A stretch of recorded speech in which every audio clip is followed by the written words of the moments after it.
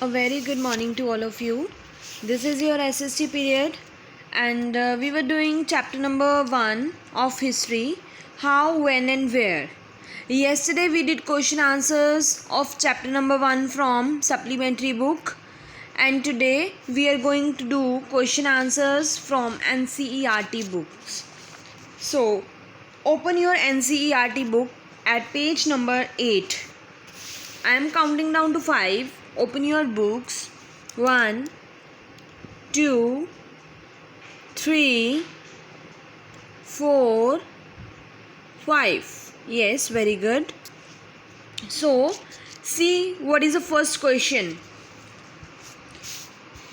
Let's start. This is your chapter number 1, page number 8 of history. NCERT book. So, our first question is state whether true और false. इसमें 3 questions दिए गए हैं first part में. अगर आप देख रहे हो अपनी बुक में तो उसमें हमने फर्स्ट पार्ट में तो ट्रू और फॉल्स ही बताने हैं ओनली. सो अगर आपने आज चैप्टर पढ़ा है तो मेरे को आपके माइंड के बारे में तो पता चल ही जाएगा. अगर नहीं पढ़ा तो फिर कुछ कहा ही नहीं जा सकता है ना. So our first question is James Mill divided Indian history into 3 periods, Hindu, Muslim और क्रिश्चियन. इसका आंसर रहेगा फॉल्स. क्या कहते हो? इज इट फॉल्स और ट्रू? Think about it. सोचो आप कि इसका ट्रू आएगा या फॉल्स आएगा. आपने जो क्वेश्चन आंसर्स फाइंड आउट किए हैं मैंने कल आपको दिए थे उसमें आपने क्या लिखा है? Let me know. Okay, very good. कुछ बच्चों ने आंसर किया है. सो अगर आप इसका देखते हो ना, यहाँ पर ये गलत दिया हुआ है. इसका आंसर रहेगा ट्रू. क्यों? पेज नंबर 3 पे देखो लिखा हुआ है वहाँ पर इन 1817 की बात है. James mill a Scottish economist and political philosopher था जिसने एक 3 वॉल्यूम वर्क को पब्लिश किया था. A history of British India था. In this he divided Indian history into 3 periods. देखो यहाँ पर क्या लिखा है कि उसने इंडियन हिस्ट्री को 3 पीरियड्स में डिवाइड किया. That are Hindu, Muslim and British.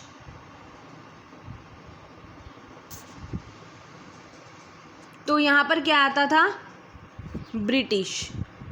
अगर यहाँ पर ब्रिटिश होता तो यहाँ पर क्या आना था? ट्रू आना था. अब यहाँ पर ब्रिटिश नहीं है तो यहाँ पर क्या रहेगा?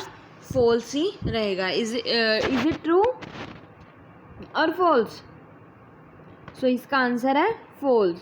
ये कंफ्यूज होने वाली बात है. जैसे कि मैंने आपको पहले बोला कि इसका नहीं फॉल्स नहीं ट्रू आएगा तो कुछ बच्चे तो कंफ्यूज हो भी गए होंगे कि यस उसने 3 पीरियड्स में उसको डिवाइड किया था कि ये तो सही है, यहाँ पर फॉल्स क्यों है. तो बच्चे आपने ये भी चेक करना है कि कौन कौन से 3 पीरियड्स थे. 3 periods were Hindu, Muslim and British. But यहाँ पे क्रिश्चियन लिखा हुआ था इसीलिए यहाँ पर क्या आएगा? फॉल्स आएगा. इस बात को लेकर कंफ्यूज मत होना, बार बार बोल रही हूँ. Next question is official documents help us understand what the people of the country think. Official documents जो होते हैं क्या हमें उस चीज़ में हेल्प करते हैं कि हम लोगों की थिंकिंग को जज कर सकें या समझ सकें? So answer is false. क्योंकि नॉन ऑफिशियल में होता है कि हमें लोगों की लाइफ्स के बारे में पता चलता है, उनके बारे में पता चलता है, उससे हम हेल्प ले सकते हैं. बट ऑफिशियल डॉक्यूमेंट से नहीं ले सकते. Okay. So third question is the British thought service were most important for effective administration. अगर हमने एडमिनिस्ट्रेशन को अच्छी तरह से चलाना है, स्मूथली चलाना है तो सर्विस जो हैं वो ज़्यादा इम्पॉर्टेंट है. ये किसने बोला है? द ब्रिटिश ने. तो ये सही है, उसने ऐसे बोला था. तो इसका आंसर रहेगा true. Is it clear to all of you? Okay, very good. So our first question is done. First question हमारा कंप्लीट हो चुका है. You can do it in your book. ये आप बुक पे भी कर सकते हो. No need to write it in your notebook. Notebook पे आपने नहीं लिखना है, इसको बुक में ही कर लो. Okay. So second question is what is the problem with the periodization of Indian history that James Mill offer.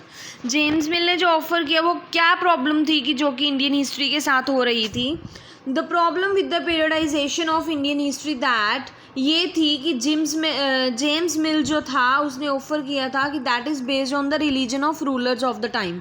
उस टाइम पीरियड में जब जेम्स मिल ने ये ऑफ़र दिया था तो उस टाइम पे जो भी रूलर्स रूल कर रहे थे वो सिर्फ उनके ही रिलीजन के ऊपर फोकस कर रहा था। It ignores that the people in each of those time follow different religion. देखो अब हम हैं अपनी सोसाइटी में ही देख लो, अगर अलग अलग पर्सन है तो अलग अलग रिलीजन का होगा, अलग अलग रिलीजन को फॉलो कर रहा होगा, ज़रूरी तो नहीं है कि वो सेम रिलीजन को ही फॉलो करे। तो इसमें जेम्स मिल क्या कर रहा था, उसने सिर्फ रूलर्स के ही रिलीजन को ध्यान में रखा और बाकी जो लोग हैं अलग अलग रिलीजन को फॉलो कर रहे हैं उसको पूरी तरह से इग्नोर किया। Hence, focusing on the religion of the rulers would imply that other people and their lives were not important. जैसे वो फोकस कर रहा था सिर्फ रूलर्स के ही रिलीजन को, उससे यही साबित होता है कि लोगों की लाइफ उसके लिए बिल्कुल भी इम्पॉर्टेंट नहीं है। समझ आई? Come to the next question. So our third question is why did the British preserve official documents? अब जो ब्रिटिश थे उन्होंने प्रिजर्व करके रखे थे ऑफिशियल डॉक्यूमेंट्स, उसका रीज़न बताना है कि क्यों करके रखे थे।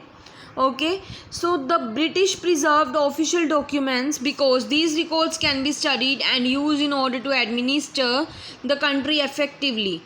अब जो ब्रिटिशर्स थे उन्होंने ऑफिशियल डॉक्यूमेंट्स को इसीलिए प्रिजर्व करके रखा था क्योंकि ये रिकॉर्ड जो थे आगे स्टडी कर सकते थे और ये अपनी कंट्री को चलाने के लिए, इफ़ेक्टिवली चलाने के लिए यूज़ भी किए जा सकते थे। दैट्स वाई जो ब्रिटिशर्स थे उन्होंने क्या किया हुआ था, ऑफिशियल डॉक्यूमेंट्स को प्रिजर्व करके रखा हुआ था, बचा के रखा हुआ था। Let's come to the next question. So this is our last question and fifth question you will solve. Fifth question आप खुद करोगे, मैं नहीं करवाऊँगी आपको। Okay, so our fourth question is, so इस क्वेश्चन में देखो बच्चे क्या है, how will the information historians get from old newspaper be different from that found in police reports. जो हिस्टोरियंस थे जो स्टडी करते थे पास्ट की, वो जो भी इंफॉर्मेशन कलेक्ट करते थे फ्रॉम ओल्ड न्यूज़पेपर वो अलग कैसे होती थी पुलिस रिपोर्ट से, हमने ये आंसर करना है। अब इसमें ऑफिशियल और नॉन ऑफिशियल रिकॉर्ड्स आ जाएंगे जिससे आपका जो उन दोनों में डिफरेंस है वो भी आपको क्लियर हो जाएगा। So first point is the police reports are official records. अब देखो पुलिस जो है, पुलिस के रिकॉर्ड्स जो होते हैं, रिपोर्ट्स जो होती हैं वो ऑफिशियल रिकॉर्ड्स होते हैं, ठीक है। And they would contain the information consider as important by the police officer. अब पुलिस ऑफिसर को जो इन्फॉर्मेशन इंपॉर्टेंट लगेगी वो तो वही रिकॉर्ड करेंगे, वो घुमा फिरा के या एक दो बातें बढ़ा चढ़ा के ऐसा कुछ तो नहीं करने वाले ना। दे would contain the views of the police officer.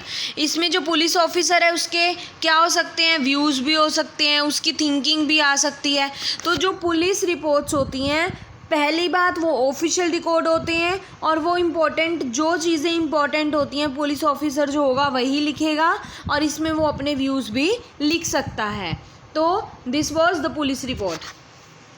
And next आ जाता है ओल्ड न्यूज़पेपर के बारे में। अब देखो जो ओल्ड न्यूज़पेपर है वो नॉन ऑफिशियल रिकॉर्ड है। क्यों? क्योंकि जो लोकल न्यूज़पेपर होते हैं उनको एडिट करके लिखा जाता है एडिटर्स के द्वारा। अब एडिटर्स का काम ही यही होता है कि चीज़ को कुछ एडिट करके लिखना, घुमा फिरा के लिखना, तो वो प्रॉपर रिपोर्ट्स नहीं होती हैं। They would give us more information about the different incident that happen during the colonial period. हो सकता है वो ज़्यादा इन्फॉर्मेशन हमें प्रोवाइड करें, है ना। कई बार होता है ना कि वो मतलब उसको बिल्कुल डीपली जाके स्टडी करते हैं या डीपली जाके बताते हैं। पुलिस ने तो ऊपर ऊपर से लिख दिया, बट जो ये एडिटर्स होते हैं ये पूरा डीपली जाके उसको स्टडी करके वो न्यूज़ को लिखते हैं कि वो बताते हैं हमें डिफरेंट जो इंसिडेंट्स हुए उस टाइम पीरियड में, तो वो हमें बताते हैं और वो कैसे अफेक्ट करते हैं लोगों को वो भी बताया जाता है। तो this was your last question, question number 4। अब मैं आपको आपका काम समझा देती हूँ कि क्या आपने करना है। फर्स्टली मैंने आपको कल भी बताया था कि सबसे पहले आपने अपनी हिस्ट्री की न्यू नोटबुक लगानी है। कुछ बच्चों ने क्या किया हुआ था, जैसे मैंने नोटबुक्स चेक की है कि उन्होंने तीनों नोटबुक्स ही एक नोटबुक में लगाई हुई थी, तो वो एक्सेप्टेबल नहीं है बेटा मेरी तरफ से, ठीक है। अब जल्दी से स्कूल खुलने वाले हैं तो मैं एक्सेप्ट नहीं करूँगी, आपको दोबारा नोटबुक्स बनानी पड़ेंगी फिर उसके लिए। सो हिस्ट्री की आप नई नोटबुक लगाओ। सबसे पहले चैप्टर नेम, चैप्टर नंबर लिख के अपनी चैप्टर के रिलेटेड पिक्चर बनाओ। नेक्स्ट पेज पे कीवर्ड्स आते हैं, कीवर्ड्स लिखने की ज़रूरत नहीं है, you can learn it from book. उसके बाद आएंगे प्रैक्टिस क्वेश्चन जो सप्लीमेंट्री बुक में जो PDF मैंने आपको कल शेयर की थी। उसके बाद क्या आएगा आपका NCERT क्वेश्चन। NCERT क्वेश्चन देखो, जो फर्स्ट क्वेश्चन था उसका ट्रू फॉल्स का था, वो आप अपनी बुक में कर सकते हो, बट याद रखना जब एग्ज़ाम्स होंगे तो आपने यहाँ से लर्न करने हैं, तो याद से कर लेना। उसके बाद रह जाते हैं सिर्फ आपके 4 questions, second, third, fourth and fifth. Second, third, fourth मैं आपको करवा चुकी हूँ, fifth question you will do, आप करोगे वो क्वेश्चन, मैं नहीं करवाने वाली। तो इसके साथ आपका chapter number 1 of history complete होता है। सेकंड थिंग आपका क्या रहेगा, आपकी मैंने जब अब स्पेशल गूगल मीट लेनी है एक दिन बीच में, आज हम गूगल मीट में डिसाइड कर लेंगे कि कौन सा डे रखना है, तो उसके अकॉर्डिंग मैं आपकी गूगल मीट लूँगी। गूगल मीट में जो है आपका टेस्ट लिया जाएगा chapter number 1 of geography, proper तरीके से वो मार्क्स जो हैं आपके ASM में लगेंगे। So don't miss that class, आपने वो क्लास मिस नहीं करनी है, मैं आपको पहले ही बता दूं। तो मैं ये सभी इंस्ट्रक्शंस इसीलिए लास्ट में बताती हूँ ताकि बच्चा जो है वो पूरी वीडियो देख के इंस्ट्रक्शन सुने। कुछ बच्चे होते हैं स्टार्टिंग से वीडियो देखते हैं और वहीं पे छोड़ देते हैं, तो उनके लिए इंस्ट्रक्शंस उनको नहीं मिलेंगी, क्योंकि बहुत लॉस होता है जब बीच में से वीडियो आप छोड़ देते हो। ओके, बहुत कुछ इंपॉर्टेंट पॉइंट्स होते हैं जो लास्ट में बताए जाते हैं। So be ready for the test. आपके ASM 2 होने वाले हैं, इस बार मेरे को 100% रिज़ल्ट चाहिए। अगर आपको कोई डाउट होता है, मैंने आपको दी हुई है फ्रीडम की, आप कभी भी मेरे से पूछ सकते हो, ठीक है, बट मेरे को रिज़ल्ट चाहिए। Okay, so complete your work by today. You have to complete diagram of chapter number 1 of history, NCERT questions and practice question. PDF will be shared soon in group. Okay, so complete your work. All the best for ASM 2 as well as for test. Have a nice day. Happy learning.